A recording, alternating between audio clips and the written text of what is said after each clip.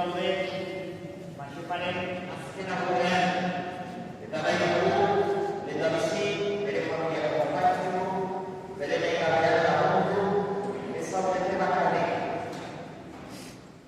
Konpaitu, eta bigarren nahi dugu ere, hobez egin, sinisten dugulagoz. Jagoikoan, gogoan dituela, Maxiparen bizitzan izan den egiazkoik, eta erdiko eskarik, eta horrak bezala bere duan. Eta bizi, posaitorra ezagun, baritzen dut atxa.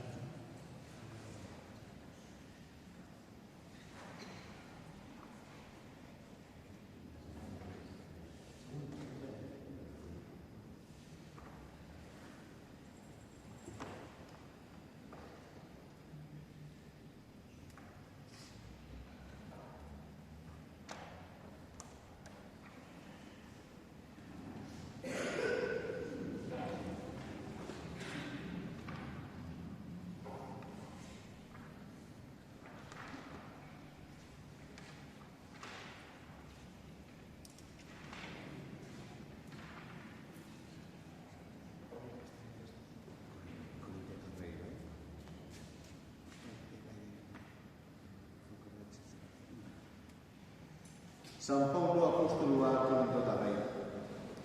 Zenerio, zue jangoikoaren etxe zerate.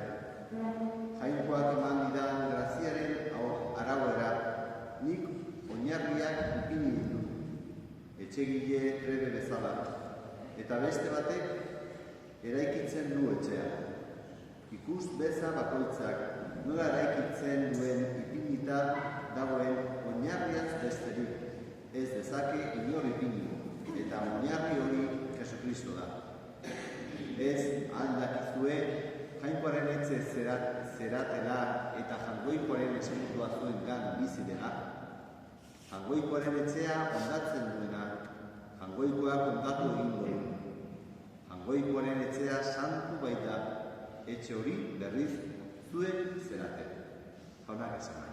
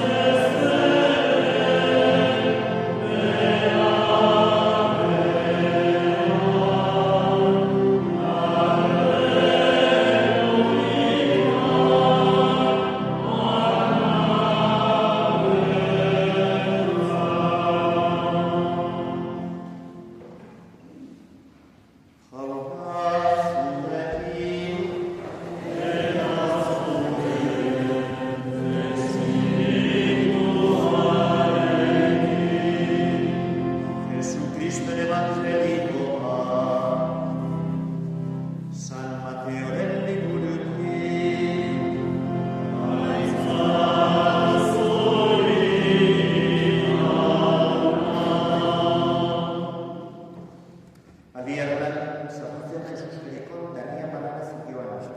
Bazeran Zakeo izeneko gizon bat zergalaren buruzena eta beratxa. Han zebien Jesus zein ote zen nola ikusiko, baina ezin zuen jendetza handia baitzen. Bera berriz txikia, eta laizterka joan da, basapiku baten gainera igo zen. Jesus ikusteko handik ikaro behar baitzen. Jesuek toki hartara hurbilezenean, begia jaso eta esan zion. Zakeo, jaitsi zaitez, agudo, gaur zure etxean gelditu behar dut eta. Zakeo berehala jaitsi zen eta oso pozik hartu zuen bere etxean. Eta ikusi zuten guztiak marka hasi ziren gizon bekatari baten etxean sartu zelako. Zakeo, ordea, zutik jarrita honela esan zion jaunari. Jauna, nire ondasunen erdiak behar zuentzat ematen ditu, eta inori bidegabez ezerkendu badiot lau harako bihurtzen dio. Eta Jesusek esan zion, gaur salbamen hau sartu da etxe honetan. Hau ere, Abrahamen seme baita. Izan ere, Izraelen semea galdua zegoen bila bilatzera eta salbatzera etorri da. Jaunak esan da.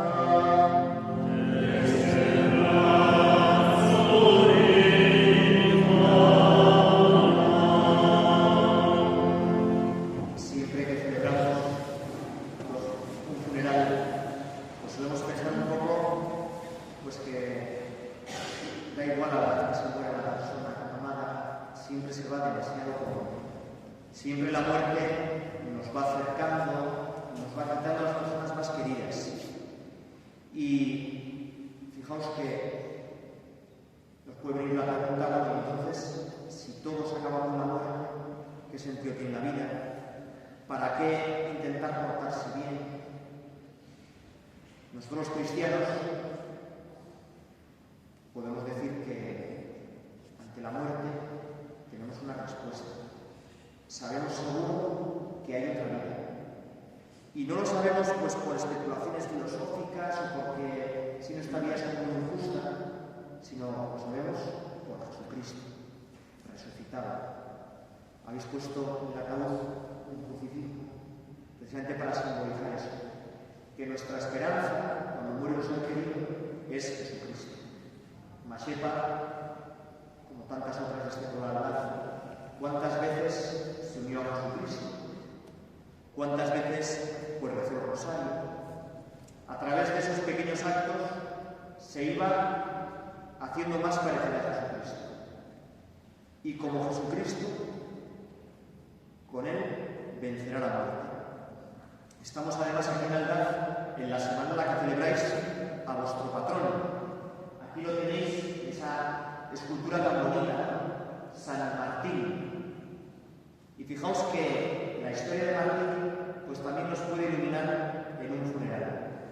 Martín era un ciudadano romano, sus padres no eran cristianos, no le bautizaron, pero él empezó a oír que había una nueva religión, empezó a hablar de Jesucristo y empezó a interesarse.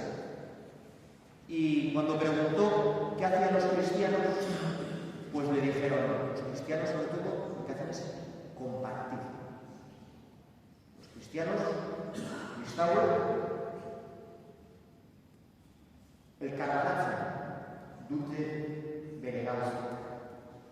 Y así, él era un soldado romano, ahí lo veis, y un mendigo le pidió un poco de limosna. Martín le dijo, no tengo nada, no tengo ninguna moneda, no tengo nada. Y se acordó que algo sí tenía, su capa de legionario romano. La mitad le pertenecía al César, la otra mitad le pertenecía a él. Y por eso, ahí lo veis, está cortando la capa para darle a ese mendigo que está cojo. Le dio la capa, se fue el mendigo y esa noche tuvo un sueño. Vio al mendigo que estaba refugiándose con la señal de la capa. Él se acercó, le dio la vuelta y aquel mendigo tenía la cara de Jesús. Y le dijo, Jesús, gracias Martín por este trozo de capa.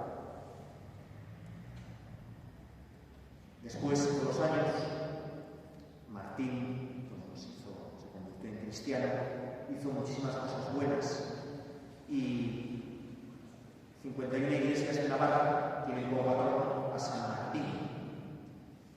La liturgia de fiestas que el martes celebraremos dice que Martín sube al cielo, pobre y humilde, pero cargado de riquezas. Precisamente porque supo compartir, porque supo hacer el bien, porque no fue soberbio, no se creció ante los demás, sino que les ayudó, entró en el cielo cargado de riquezas. Bueno, pues lo mismo pedimos hoy para Mashepa. Podríamos decir que Mashepa también llegue al cielo cargado con las riquezas de tantas buenas obras, de tantos pequeños favores, que como San Martín, ella, pues en el cielo reciba un grandísimo premio. Y no solo eso, sino que desde el cielo también nos ayuda a nosotros.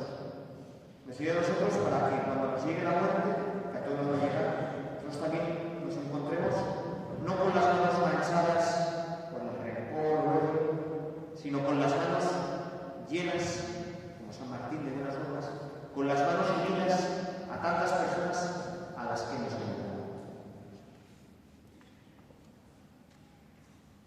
Eta orain zutik, izatuko dugu propuesta a este